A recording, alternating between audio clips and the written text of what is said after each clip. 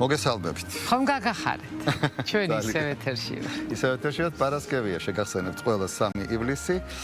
სამუშაო კვირის ბოლო დღე და ვინც გვიყურებთ, აუცილებლად დარჩით ბოლომდე ჩვენთან ერთად 2 საათამდე ლიზა ბაგრატიონთან და გოგა ჩართოლანთან და იმიტომ რომ ძალიან საინტერესო, აქტუალური და ამავე დროს ისეთი ცოტა სახალისოდ მუსიკალური თემებიც გვაქვს, ასე რომ მრავალფეროვანია დღევანდელი ჩვენი პროგრამა. როგორც ყოველთვის თავისთავად ცხადია და ამიტომ როგორც ყოველთვის უნდა ჩვენთან ერთად იყვნენ 2 საათამდე. აუცილებლად. დავიწყებ ძალიან საინტერესო თემით, სხვათა შორის, ეს თემა ჩემთვისაც ძალიან პროფესიულად აქტუალურია. 30 წელიწადია ჟურნალისტიკას ვასწავლე და თავისთავად ცხადია, მისი ფორმები და ინფორმაციისადმი დამოკიდებულება მუდმივად იცვლება. დრო იყო, როდესაც ჩვენს შენ პატარა ხარ, ჩემს ახალგაზრდობაში ერთი ტელევიზორი იყო და რასაც არ მეტყოდნენ, მაინც ის უნდა დამეჯერებინა, იმიტომ რომ არანაირი შანსი გადამოწყვეტის, რა თქმა უნდა, არ ჰქონდა და ძალიან ბევრ წყულს გვეუბნებოდნენ, თავისთავად ცხადია, ძალიან ბევრ ამას გვიმალავდნენ, მაგრამ შემდგომ რაც გაიზარდა კომუნიკაციის არხები, შეიცვალა სტრუქტურა და დღეს საერთოდ ციფრულ საუკუნეში აღმოჩნდით, როდესაც უკვე არა მხოლოდ ჟურნალისტია ინფორმაციის გამავრცელებელი, არამედ ნებისმიერი ადამიანი, ვისაც ამის სურვილი გაუჩნდება და ნებისმიერ მედია პლატფორმაზე, სხვათა შორის გარდა ტრადიციული მედიისა, რომლის მომხმარებელი თანდათან სულ უფრო და უფრო ნაკლებია და უფრო მეტად ხდება ციფრული მედიის ათვისება. ამიტომ ძალიან მნიშვნელოვნად დადგა საკითხი, როგორ დავიცვათ თავი პირდაპირ და ირიბი მნიშვნელობით ამ უზარმაზარი ნაკადისგან, რასაც ინფორმაციული ნაკადი ჰქვია, როგორ მივხვდეთ მარტივად რომ ვთქვათ, ვინ გვატყუებს, ვინ არ გვატყუებს, სად შეიძლება ამის გადამოწმება, სხვათა შორის ძალიან ბევრი ისეთი საიტიც არის, რომელსაც გონია რომ იქ უნდა გადაამოწმო და აღმოჩნდება რომ თურმე ეს სპეციალურად შექმნილია რომ შენ მოგატყუოს კიდევ ერთხელ რომ გადაგამოწმებინოს არასწორი ინფორმაცია და ძალიან რთულ მდგომარეობაში აღმოჩნდებით არა მარტო იმიტომ რომ ჩვენი ინფორმაცია შეიძლება არასწორად მივიღოთ, რა გავლენას ახდენს მერე ჩვენზე ეს არასწორად მიღებული ინფორმაცია. ეს არის ძალიან მნიშვნელოვანი და თან განსაკუთრებით ძალიან მოწყვლად ასაკის ადამიანებში, რომლეთაც ჯერ გამოცდილება იმისი, რომ გაიაზრონ ინფორმაცია, დაფიქრდნენ ტყუილია თუ არა ეს ყველაფერი თუ სიმართლეა, გადახარშონ და არ მიიღო როგორც ინტელექტუალური, ასევე რაც მთავარია ემოციური სტრესი მათ შორის, იმიტომ რომ ძალიან ბევრი ინფორმაცია ამის შემცველია, ამას ჭირდება ცოდნა. ცოდნა ჭირდება იმას, როგორ გავფილტროთ ჩვენ ეს ყველაფერი და როგორ მივიღოთ ის, რაც ჩვენ ნამდვილად გვჭირდება და არ გვეგონოს, რომ რასაც ჩვენ ვიღებ, ეს ჩვენთვის საჭიროა. თუ არ ვცდები, მე მგონი გებერსი იყო, ხო? გახსოვს რა თქვა? ბატონო, პროპაგანდის ძალიან ისეთი მამამთავარი, რაც უფრო აბსურდულია და დაუჯერებელი, ეს კი ერთ-ერთი ძალიან მნიშვნელოვანი პროპაგანდისისა, როდესაც ყველაზე დიდი ტყუილი იქცევა ყველაზე დიდ სიმართლედ იფუთება, ასე ვთქვათ.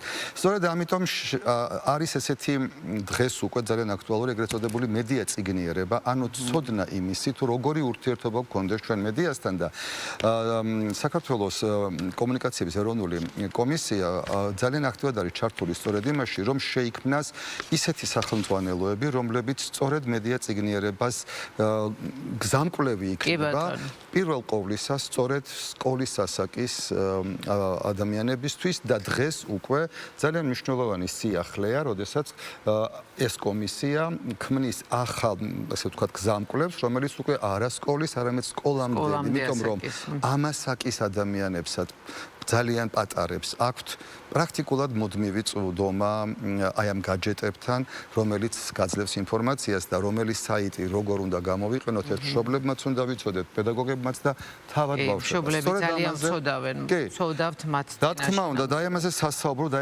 უაღრესად აქტუალურ თემაზე სასაუბრო დღეს გვაქვს კომუნიკაციების ეროვნული კომისიის წევრი ნათია კუკულაძე, დიდი მადლობა მობრძანებისთვის და სწორედ იმისათვის, რომ შეიქმნა ბილიკის მედია წიგნიერებისკენ ესეთი გზამკვლევი, მანამდე იყო თქვენს მიერ გამოცემული ესეთი სკოლისათვის უკვე გაკვეთილები, მედია წიგნიერების გაკვეთილები და დღეს დადგა ეს აქტუალობა. ეს რამე კვლევაზე დაფუძნებით გადაწყვიტეთ, რომ აუცილებლად საჭიროა თუ ემპირიული დაკვირვებით, რომ მივხვდით, რომ ბავშვები ამ ასაკის არიან ძალიან დაინტერესებული სწორედ ინფორმაციის მიღებით და სხვათა შორის გავრცელებითაც. დიახ, მოგესალმებით. კიდევ ერთხელ მინდა გითხრათ, რომ მადლობელი ვარ, რომ მოგვიწვიეთ ამ თემით და კიდევ ერთხელ ვამბობ იმიტომ, რომ ეს არ არის პირველი შემთხვევა, როცა ჩვენ ვართ საზოგადოებრივ მოუწყებელში და თქვენ სწორად აღნიშნეთ, სიამოვნებით გისმენდით და დიდი ინტერესით. იმდენი რამე თქვით, რომ მე არ ვიცი რა დამრჩა სათქმელი. ყველაფერი მოიცავით, თუმცა დიახ, ხო, თქვენი ტელევიზია გამორჩეულია იმით, რომ ამ ძალიან მნიშვნელოვან თემას ძალიან ხშირად ეხება და სწორად აღნიშნეთ, რომ არ ვიცი მართლა ამაზე მნიშვნელოვანი დღეს რა არის, როდესაც ჩვენ ვცხოვრობთ აი ამ ინფორმაციულ ქაოსში, ეს ციფრული ტექნოლოგიების და ასე შემდეგ, მედიის განვითარების კვალდაკვალ, რომელიც არის ძალიან დიდი სიკეთე, მაგრამ რომელსაც ახლავს ბევრი საფრთხე, დეზინფორმაცია და სხვა და სხვა. ჩვენ კომუნიკაციების კომისია 2018 წლიდან მუშაობს ამ მიმართულებით, მას შემდეგ რაც კანონის მიერ ფუნქცია დაეკისრა მას მედია წიგნების განვითარების და დავიწყეთ სისტემურად, ესე ვთქვათ, ამ მიმართულებით მუშაობა. დავიწყეთ არაფორმალური განათლების პროექტებით, ასე ვიტყოდი, ეს ის პროექტებია, რომელიც ევროკავშირის ქვეყნებში იყო წარმატებული, რომელიც ჩვენ შევისწავლეთ და შემდეგ მოვარგეთ ჩვენს ესე იგი ეგრეთ წოდებულ ბაზარს და არაერთი ასეთი პროექტი განვახორციელეთ, თუმცა რამდენიმე წლის წინ უკვე დავიწყეთ ფორმალურ განათლებაში ინტეგრირების პროცესი, რის საფუძველზეც დღეს უკვე სკოლებში არჩევით საგნად, ცალკე საგნად ისწავლება მედია წიგნიერება. მედია წიგნების გაკვეთილება სწორედ ამ პროექტის ერთ-ერთი პროდუქტია, ასე ვიტყოდ. დღეს უკვე დავიწყეთ, სულ ახლახანს დავიწყეთ სკოლამდელ განათლებაში შესვლა, ასე ვიტყოდი, იმიტომ რომ ეს ის უნარებია, რომლებიც მინდა გითხრათ, რომ ჩვენ პატარებს აქვთ, თანდაყოლილივით აქვთ, აი ალბათ დამეთანხმებით. ზუსტად, ისეთ კითხვებს ვსვამე, რაც შეიძლება დიდს არ მოუვიდეს. ჩემი შვილი მაგალითად, კი. დარწმუნებული ვარ, ყველა ასეთია, ფაქტობრივად და ძალიან ხშირად ვსვამენ კითხვას, რატომ? აი პასუხს რო არ დაჯერდები, არ არიან კმაყოფილი პასუხი და რა? ეს სულ მედია წიგნიერების უნარების მანიშნებელია და ის ცნობის მოყვარეობა, რომელიც მათ მართლაც თანდაყოლილი აქვთ, ეს არის ასევე მედია წიგნიერების და კრიტიკული აზროვნების უნარი. თუმცა ამას ჭირდება სწორი გეზის მიცემა და მნიშვნელოვანი არის, რომ ეს დავიწყოთ პატარაობიდან. თქვენ აღნიშნეთ, რომ დღეს ციფრული ტექნოლოგიების კვალდაკვალ ბავშვებს სულ აქვთ შეხება მედიასთან, ციფრულ მედიასთან. თუმცა არა ამაში მარტო ეს არ იგულისხმება, იმ მულტიპლიკაციურ ფილმს რო უყურებენ. ესეც მედია პროდუქტია. ესეც მედია და მნიშვნელოვანი მედია პროდუქტი. ძალიან მნიშვნელოვანი და იმაში შეიძლება ისეთ რაღაცები იდოს, რაც იქდებს, თუდებს.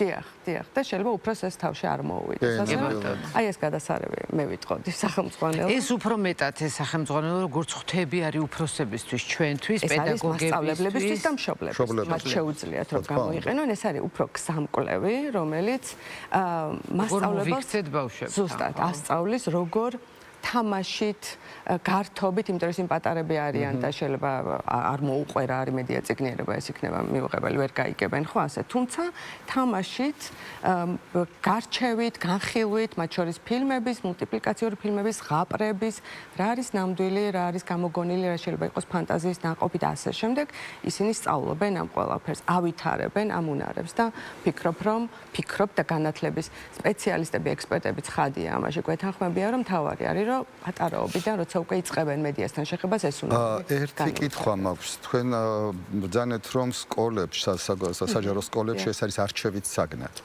ნუ მე აქ ჩემს მოსაზრებას გეტყოდით ჩემი 50 წლიანი გამოცდილებით საფუძველზე პედაგოგიურის, რომ ვფიქრობ რომ არჩევითად არა, დღეს უკვე უნდა გახდეს გარკვეულად სავალდებულოს საგანთა ჩამონათვალში უნდა შევიდეს, ნუ ამაზე განათლების სამინისტრო ალბათ უფრო კარგად იფიქრებს და გაგვცემს პასუხს, მაგრამ აი საჯარო ბაღებში მაგალითად ოდესაც ჩვენ აი ამ სახელმძღვანელოთი მოვამზადებთ და მოემზადებიან პედაგოგები და აღზრდელები ბაღის და მათ შორის ბაღის ფსიქოლოგებიც, რომლებიც ასევე ყავთ. ეს იქნება, აი გინდა მოდი მოემზადე და ბავშვებს თუ გინდა ეს ყველაფერი აუხსენი, ეს შენებაზეა, თუ ეს იქნება აუცილებლობა, რომ თითოეული თანამედროვე ბაღის აღმზრდელი და პედაგოგი და ფსიქოლოგი იყოს აუცილებლად მომზადებული იმისათვის, რომ მას კონდეს ადეკვატური პასუხები დასმულ კითხვაზე რატომ. მადლობა ამ კითხვისთვის, ძალიან მნიშვნელოვანი, მე ვიტყოდი კრიტიკული კითხვაა ეს. ასე არ არის, რომ ეს იყოს სავალდებულო ამ ეტაპზე. მაგრამ სწორედ ის არის ჩვენი მიზანი და ყველა მიმართულებით ასე ვაკეთებთ ხოლმე პროექტებს, ვახორციელებთ პროექტებს, რომ პირველ რიგში ავუხსნათ ამ ადამიანებს თვითონ გაიგონ, რატომ არის ეს ძალიან მნიშვნელოვანი და ყველაზე მნიშვნელოვანი. ფორმალურ განათლებაში ინტეგრირება რო ვახსენე და ზოგად განათლებაში, ანუ სკოლებში უკვე ისწავლება ეს საგანი ამ ეტაპზე არჩევით საგნად, თუმცა მაინც დავამატებ იმას, რომ იქამდე სანამ ცალკე საგნად შევიდო და საგნობრივად იყო ინტეგრირებული და სხვადასხვა საგანში და ესეც ძალიან მნიშვნელოვანია.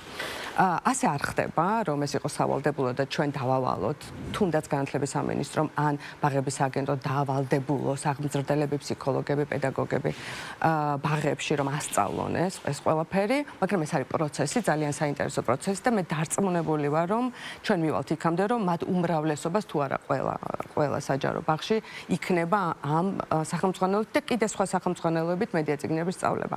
ამისთვის ჩვენ არაერთი აქტივობა გვაქვს დაგეგმილი, ეს არ არის მხოლოდ ის, რომ გამოვეცით ეს სახელმძღვანელო და ამით დასრულდა, ეს არის უბრალოდ ერთ-ერთი ინსტრუმენტი, დასაწყისი, დიახ, ჩვენ აუცილებლად გვექნება შეხვედრები საჯარო ბაღებთან, მათ აღმზრდელებთან, დირექტორებთან, ადმინისტრაციასთან, პედაგოგებთან, ავუხსნით, გვექნება გადამზადების პროგრამები აუცილებლად.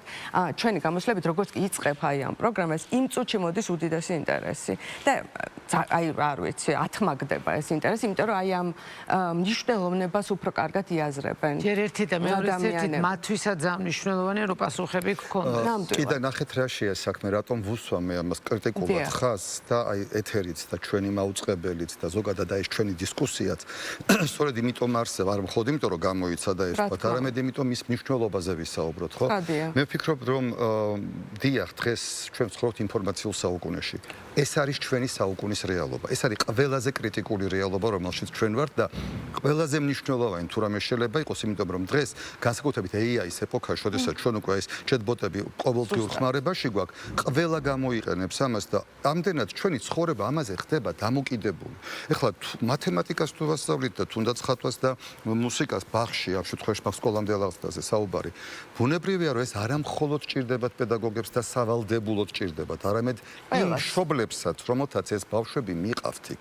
მე ვსგულისხმობ გადამზადების კურსებს. ეს არის აუცილებელი, იმიტომ რომ მარტო პედაგოგი ამას ვერ გააკეთებს თუ მშობელის სახლში.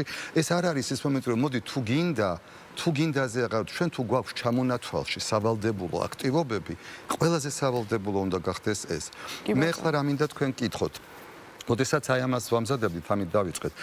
ბუნებრივია, რომ ჩვენი ნებისმიერი აქტივობა გარკვეულ კვლევებზე დაფუძნებული უნდა იყოს, ხო, თავისთავად ცხადია. ალბათ კომუნისტების კომისია, ასე მოკლედ რომ ვთქვათ, აკეთებს გარკვეული ტიპის კვლევებს იმასთან დაკავშირებით, თუ რამდენად აქტუალური და მნიშვნელოვანია და რა რესურსები შეიძლება ამაზე იყოს დახარჯული. კი ბატონო, და მომზადება პედაგოგებისაც. კვლევებს, დიდ კვლევებსაც, პატარა კვლევებსაც, კონკრეტული მიმართულების კვლევებსაც, მაგრამ ყველაფერი ეხება რა თქმა უნდა მედია წიგნიერებას. აქტუალობას რაც შეეხება, არ არსებობს მონაცემი, რომელიც არ გეუბნება, რომ ეს არის სუპერ აქტუალური, ასე ვიტყოდი. საგანგაშოდ აქტუალური, მე ასე ვიტყოდი. იმიტომ რომ თქვენ სწორად ბრძანეთ, ამ მშობლების ერთ-ერთი სამიზნე აუდიტორია ჩვენი ფაქტობრივად, რომ დავყოთ საზოგადოების სამიზნე აუდიტორიად, ყველასთვის ძალიან მნიშვნელოვანია ეს და ვცდილობთ, რომ ყველას მივწუდეთ. კვლევებთან დაკავშირებით მინდა გითხრათ, რომ თითოეულ მიმართულებაზე ცალკე კვლევას ვაკეთებ და ასე გავაკეთეთ.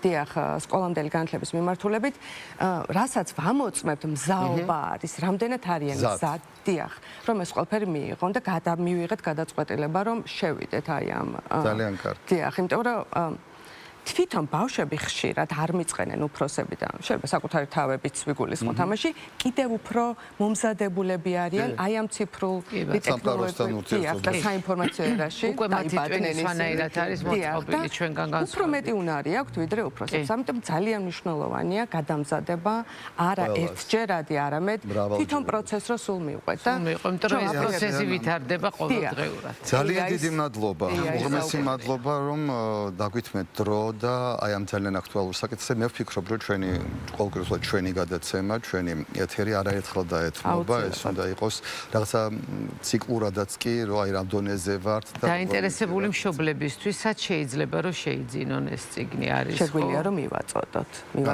თუმცა ხო, ეს ეტაპობრივად დაიბეჭდება, გავრცელდება და ასე შემდეგ. მე საიტზეც იქნება და შეიძლება ყველას რო საიტიდან მიიღოს ინფორმაცია. ეს მნიშვნელოვანი ბილიკი მედია წიგნიერების, ეს არის ადრეული ეპოქის ბავშვები. აქ არის ატვირთული. ატვირთული არის, ასე რომ ხელმისაწვდომია ნებისმიერი ადამიანისთვის. ძალიან დიდი მადლობა სტუმრობისთვის.